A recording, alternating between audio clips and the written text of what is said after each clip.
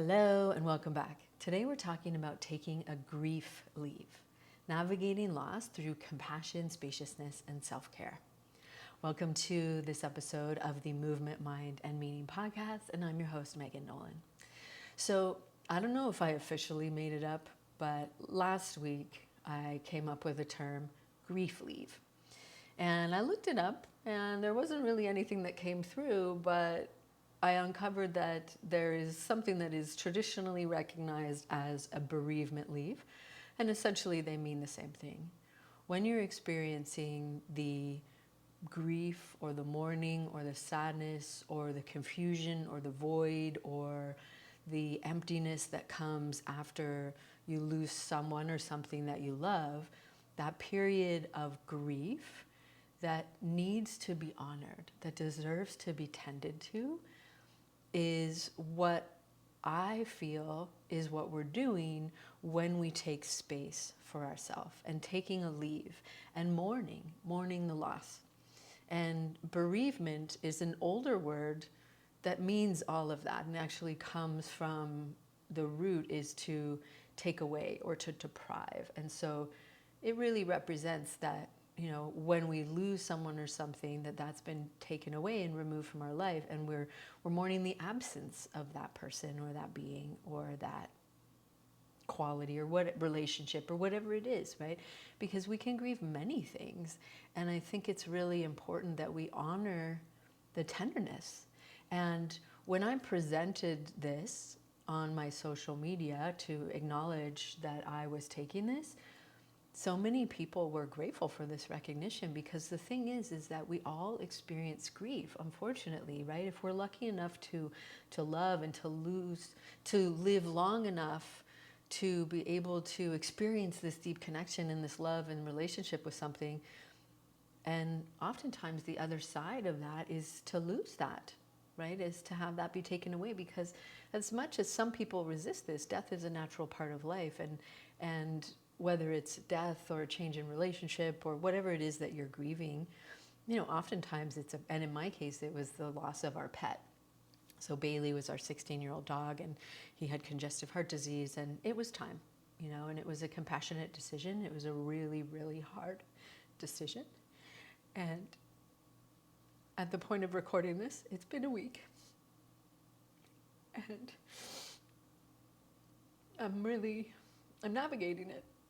Because the reality is that when we are tender in the heart space and we're navigating what it feels like to be in this space of fragility and to navigate what it feels like to feel like our heart is broken and sad and heavy, and still navigate life at the same time, that can be extremely difficult. Because the one thing I've come to realize about grief is that the only thing that's predictable about it is its unpredictability, and how it literally just blindsides you out of nowhere, and how it's so important for us to take the time to hold ourselves in this tenderness and in this feeling of sadness and loss and grief and pain and anger and resentment and frustration and denial and acceptance and all of these aspects of the spiral that is grief. And it's not a linear process, right? And you've likely heard of those stages of grief by Elizabeth Kubler-Ross, and she reworked that a little bit because people were frustrated that they weren't naturally progressing through the stages. And that's what she uncovered, is that there's no natural, step by step of this, is that these are things that you likely might experience, but not necessarily in sequential order, maybe sometimes all at the same time. And the thing is that when we are experiencing this tender vulnerability of loss, it can be really challenging for us to be present to the natural demands and requirements of our day-to-day the way that you normally would be. Essentially, there's this, it's almost like emotionally we are needing this space to heal, like when we have an illness, right? Like when we're sick. It's that energy that we're in when we're in grief. It requires a slowing down. It requires a gentle tending that isn't necessarily going to happen if we just jump right back into life and we try to pretend like we're not feeling this way and try to just, put on a happy face and go about it, which for many of us who've had mental health challenges is unfortunately something you might be capable of doing, right? And so this is called masking, is just putting on a happy face and putting on a mask and pretending that it's, everything's fine. And if you were dealing with anxiety or depression, you likely are familiar with that, right? You're just kind of plodding through life or making your way through the day when you're feeling this way internally, and you know how conflicted it is. But I feel like there's a level that we can't do that at least for me. There's a level that of emotional intensity that I simply cannot pretend that I'm okay. And that to me is why the grief leave is so important, because it really does support us in being present to the emotions and acknowledging that it is a difficult and challenging place to be by slowing down and really being a witness to the spirals of it and how it catches you, and to use the tools, right? And we're going to use a tool in a little bit. We're going to take a power pause. I'm going to teach you a breathing pattern that's really been super helpful for me.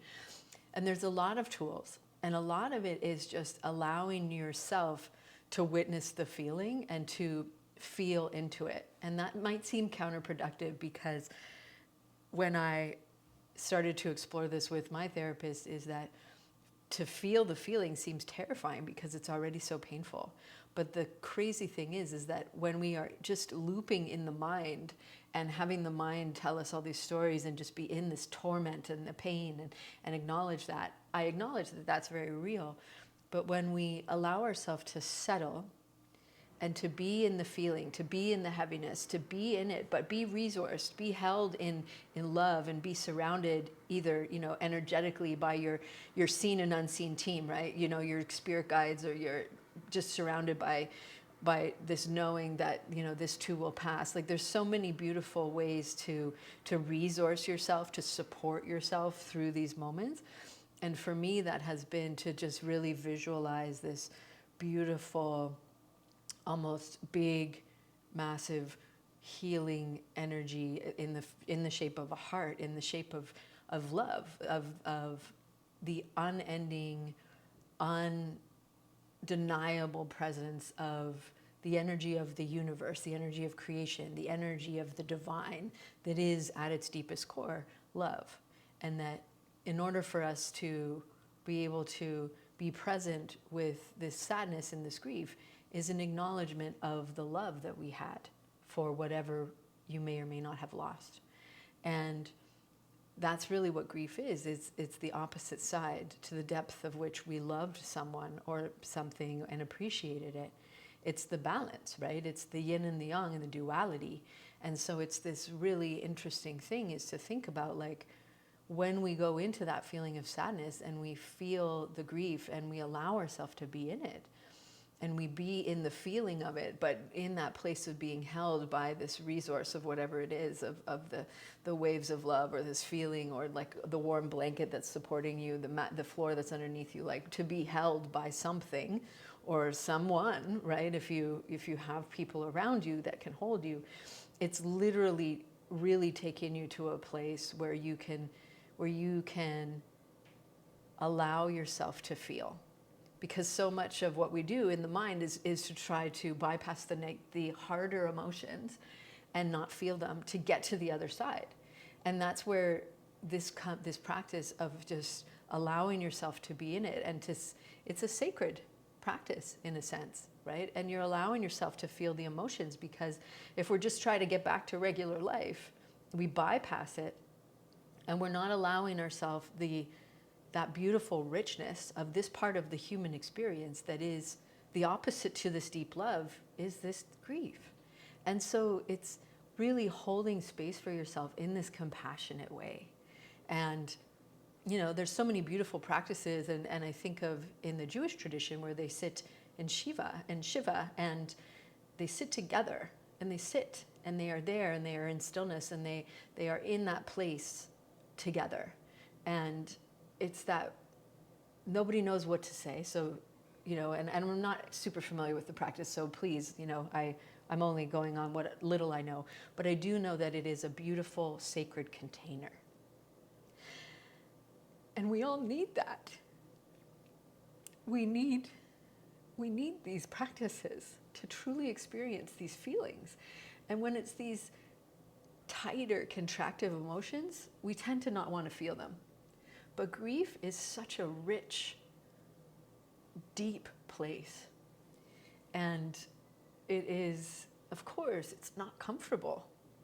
And so really just watching that, for me at least, I can speak to is that at least lately, I'm sitting in it, allowing myself to grieve. I'm having these periods of intentional grieving, right? And during this spaciousness that I'm giving myself in my life, I'm taking these periods throughout the day, and when they come, as needed, because they just come when they want to come sometimes. But I am taking these intentional moments to be in the energy of the feeling that I feel, and to, feel my heart weeping these tears of sadness for this absence of this beautiful being that was my doggie for so many years. And I allow that to come, and it's rough, right? It's rough and it's intense, and I'm feeling it, and I'm there, and I'm in it. But then this settling comes after, and this groundedness comes after, and this feeling of peace comes after, because that's what we're looking for, right? And in order for us to get to the other side and to have that be our reality again, is we have to go through it. We can't ignore it. We can't bypass it. We can't pretend it's not happening, because it won't let you, right? For me, it won't let me. It just comes at me in waves, and it just keeps coming back, because we haven't equalized in this new reality yet. We haven't recalibrated to this new reality where that loved one is not physically present anymore. And it takes time for that to happen. And navigating these periods with this devotion to your healing is so powerful, and that's so intentional, because it's really important to do this and to take the grief leave. And so maybe you're able to take some actual time away from work, and traditionally some employers do have a bereavement leave, and time for mourning and time for that spaciousness. If you're self-employed like me, you're the one that needs to make that call, right? And so this is where this really interesting protective pattern is coming in that I'm witnessing of, okay, I'm taking this grief leave, but what do I do? And I'm finding this interesting desire to do, and to make the most of the time, which is totally counterproductive. But, I don't need to be productive on my grief leave. And in fact, that's not really honoring the grief leave if I feel like I need to. For example, yesterday I was trying to tell myself I should clean under the kitchen sink, because it's something I, have been thinking about doing for a while. I'm like, really? Am I going to throw out old cleaning products when I'm in this place? No. Like, it doesn't need to be a productive time. And in fact, the slowing down and the spaciousness and observing that tendency to want to go back into that protective pattern of doing and taking action and just getting through, fast tracking it in a sense. I'm like, wow, that's crazy. That's really interesting, of how this tendency to make, this tendency to want to distract myself, which is normal, but we don't need to distract ourselves by going back to work and just going back into the old patterns. And the interesting thing I'm noticing, and this might be something for you to consider, is that in this moment, when it feels like everything has fallen apart and you don't recognize the world or the reality that you're living in because of the loss, and it feels like everything is in shambles and everything is just scattered all over the floor, which is where I feel like I'm at currently. And we get to look at this as an opportunity. What are you going to let go of too? Because you're letting go of this loved one, right? What patterns in yourself are you willing to let go and to be done with and to allow to fade away and shed?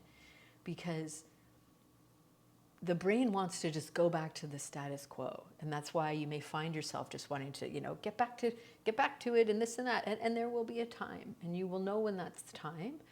But what are you going to pick up back up off the floor and bring back into your reality? That's what you get to decide in this grief leave. And looking at it from this place of what's really important, right? Because death always gives us this perspective of what's really important in life. And what you were doing before may not necessarily feel like something you want to continue. Because when you go through these powerful experiences, these portals of transformation, of loss, of deep loss, you come through the other side as a different person, 1,000%. And in this moment of this sort of uncertainty and unsteadiness and this agitation and this discomfort, it is, of course, our mind just wants to get us through to the other side and not want to deal with this. But in the discomfort is the opportunity for transformation. Ram Dass calls it the sandpaper of suffering.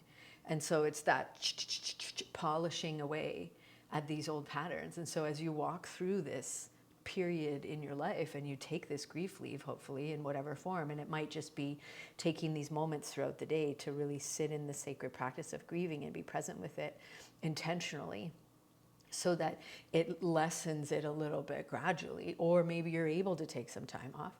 It is this sense of who are you becoming in this process, and what are you really seeing as valuable and important? And there's such a tenderness because you're deep in your heart space and you're very present. And many indigenous practices and cultures and traditions suggest that when someone is in grief, you are far closer to the spirit realm and you get so many more insights and so much more guidance. And it's a really potent place to be if you allow yourself to be there, right? And because in our culture, we kind of try to want to bypass the negative emotions, but here in this community, all of you is welcome. All emotions are valid. And so it's important that we allow ourselves to sit in this. And of course, get support, reach out to your friends and family, your loved ones, maybe your therapist, maybe different modalities. Get support, right, as needed, of course. But really what we're doing here is we're practicing this intentional gentleness. And, what I uncovered with my therapist was this pattern in my brain that said, you have to have these big emotions to not be alone in this, or it's going to be so brutal to go through this. And why would you want to sit in it? It's just going to be horrible.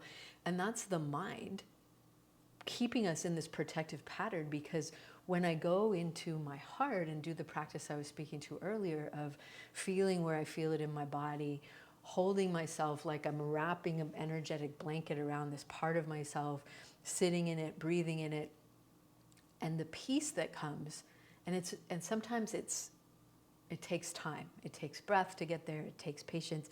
Sometimes it's rather quick. And I recognize that in the body, that sense of knowing, that sense of peace, that sense of deep, deep, deep love, it's always right there. It's always available to us, and we can just drop into it, and it gets to be gentle. And it's just a different approach. And it's that willingness to navigate the waves, right? And to tend to ourselves and to turn towards ourselves, that part of ourselves that is feeling that deep loss, and notice the part that's the mind that's like, why would you do that? You can't do this, and like, don't go into that dark place. And of course, there's this balance, right? Especially if we are prone to that slippery slope of sadness, but it's just that acknowledgement of this part of you that deserves to be witnessed. So one of the tools that I've been using and that I would love to share with you now is the breath of release. Learning how to release tension and stress from your body through the breath. So we're going to take a power pause. I'm going to teach you how to do this now. And I would love for you to place your hands, one on your belly, one on your heart. So this is the physiological sigh. And you may be in these moments here, when you've been experiencing grief and sadness and heaviness, you might have heard yourself make this same sound, that and you kind of, that sort of shuddery breath that happens after we cry. It's actually a reset for the nervous system that you are doing instinctively. So when we use this breath of release, you're doing it actively to achieve the same calming and regulating impact on your nervous system. So it's a 2-part inhale. We fill the lungs once, and then right to the top on the second inhale. And then on the exhale, we settle and sink and ground yourself. So we try it together. Ready? So 2-part inhale. You can hear the 2 parts. Try.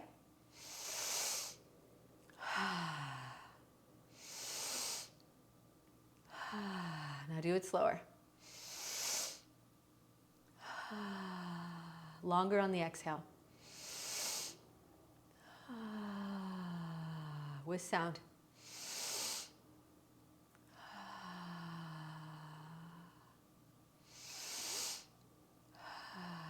Keep going. Keep going. Feel the shift happening.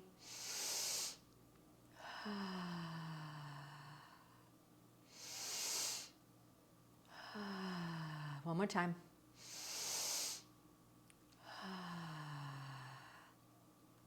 Breathe normally.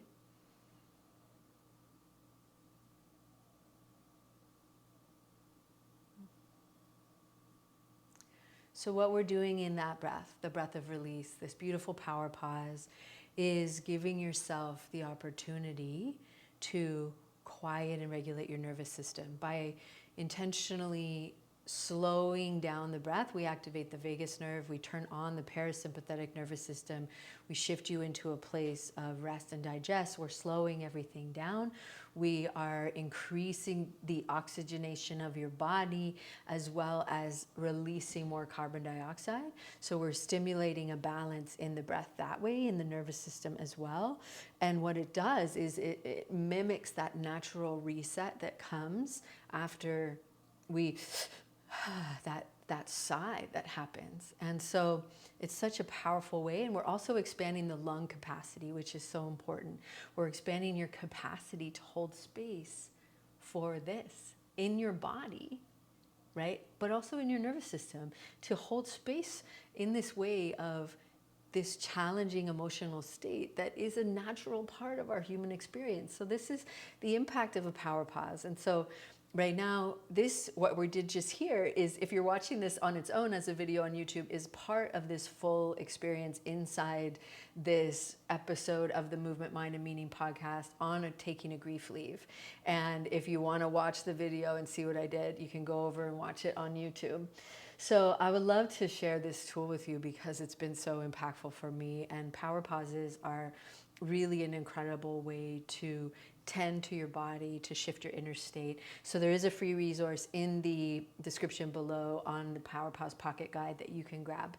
So I would love to really just wrap up this episode on taking a grief leave of really honoring the lessons that grief brings, right? It brings a deep perspective, a recognition, a love, and it is an opportunity for us to slow down and to practice deep compassionate self-care, and power pausing and listening to this and doing what feels good for you to tend to yourself.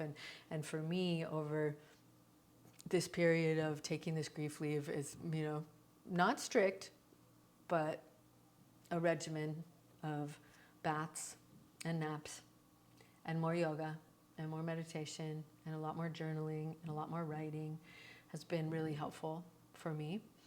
And allowing the emotions to come when they come, but taking these sacred moments of devotion to the love that I had for Bailey, and I still have, and really sensing into his presence, because the thing is that death is part of this whole human experience and this life experience, and that there's this energetic shift. Although we can't see them in the physical form, their spirit is still very much present with you and within you. And so it's really allowing yourself to keep your heart open while it feels maybe like it's broken, right? And that might seem counterintuitive, but what's happening here is that when we allow ourselves to deeply feel these emotions in a safe way, whatever you have the capacity for, is it allows that, you know, that crack and that void and that brokenness that we might feel like when we feel heartbreak. It allows us to widen and increase our capacity to feel. And in that space that has been created, you get to decide what you're going to fill it with. Are you going to fill it with spaciousness and compassion and love and care? And allow that deep love and appreciation that you had for this being or person or whatever you might have lost to be able to shift who you are at a deep level, because that relationship has changed you, and your experience of this part of the relationship will transform you as well if you allow it to become a sacred practice. And really that's what this is doing, is it's giving this a sacred respect and a reverence. And that's ultimately what a bereavement leave is, or any sort of grieving practice, is it's a reverence and an appreciation and a love.